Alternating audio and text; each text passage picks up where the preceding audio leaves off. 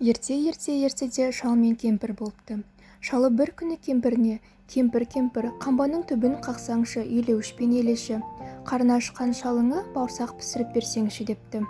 Кемпірі қалақша қолға алыпты, қамбаның түбін қағыпты, елеуішпен елепті, табақшаға салыпты. 2 уыс ұн болыпты. Қаймаққа ұнды елеп дөңгелектеп алыпты, ыстық майға салыпты. Бауырсақ піскен соң атай баппен жейді деп суытуға қойыпты. Бауырсақ суып жатып ойға батыпты. Қашайын деп осы үйден, бір ойға нақ бекітіпті. Жақтаудан түсті, сәкіге сәкіден түсті, еденге табалдырықтан секіріп жетіп, далаға шығып кетеді. Домалап келе жатып, алдынан қоян шығыпты. «Ей, бауырсақ, мен сені жеймін» дейді. Сонда бауырсақ: «Мені жемеші, мен саған өлең айтып беремін» дейді. Сонда бауырсақ: «Атамнан қаштым, әжемнен қаштым, мен де сенен қашамын» деп қашып кетіпті.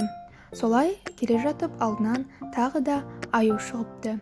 «Ей, бауырсақ, мен сені жеймін» дейді.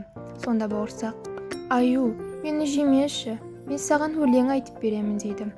Сонда аю: «Кәне айт» дейді. Бауырсақ: «Атамнан қаштым, әжемнен қаштым, қояннан қаштым, енді сенен қашамын» деп қаша жөнеліпті. Тағы солай жолда келе жатып алдынан түлкі шығыпты.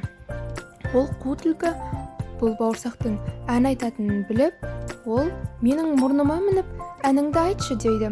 Сонда бауырсақ: «Атамнан қаштым, әжемнен қаштым, қояннан қаштым, аюдан қаштым» деп жатқан кезінде түлкі бауырсақты мұрнына қойып жеп қойыпты. Солайынан ертегі аяқталыпты.